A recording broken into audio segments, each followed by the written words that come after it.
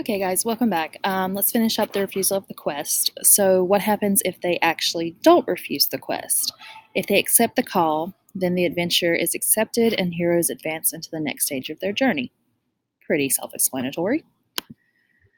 Then we have the entering the unknown.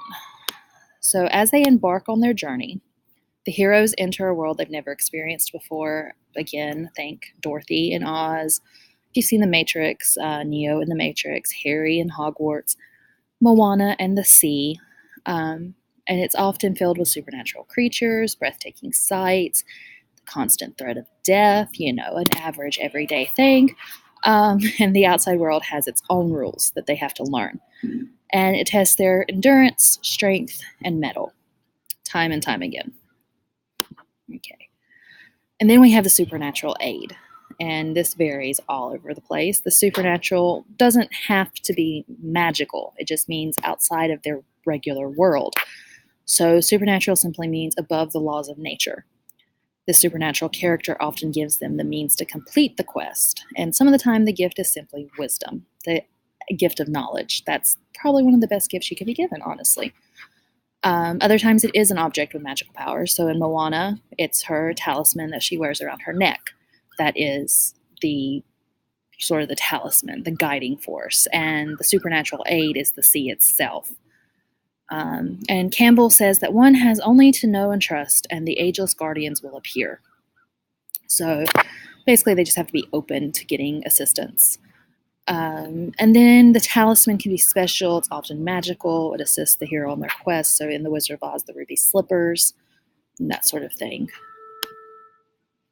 And then we have the allies and helpers. So everybody needs a helper. Everybody needs aid. It's always great to have assistance.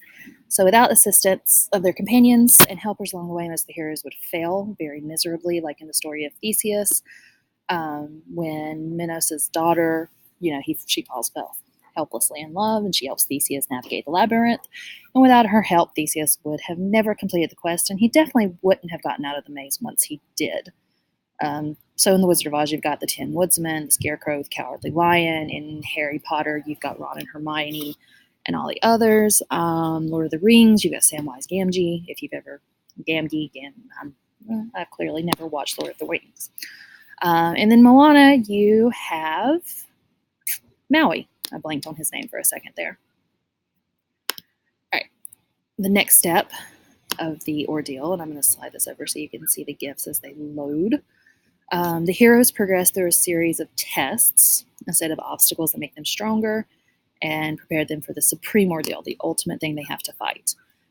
And the heroes' training and tools will come into play now. So Moana learned how to sail. That helped her against these little dudes, because if she didn't know how to sail and fight, then she would have died. And once this obstacle is overcome, the tension will be relieved. So obviously the supreme ordeal for Moana was Te Kā.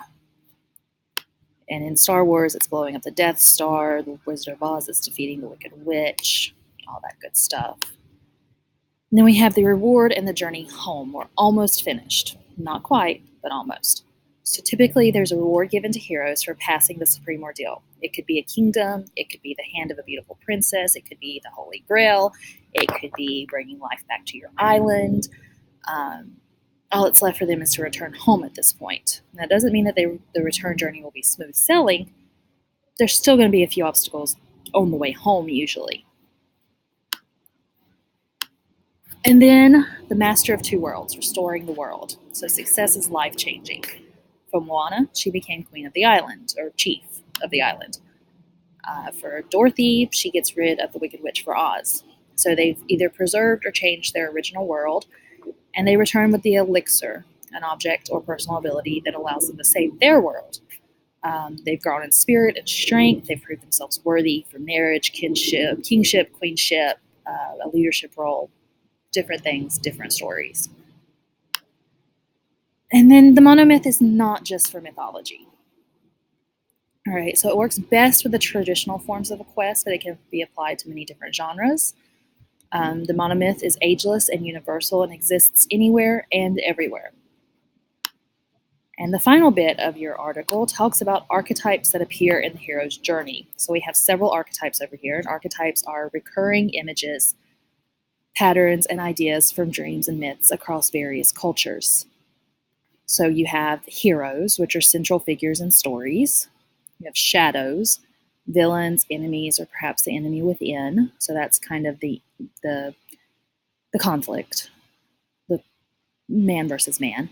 You have the mentors, the hero's guide or guiding principles. You have the herald, the one who brings the call to adventure.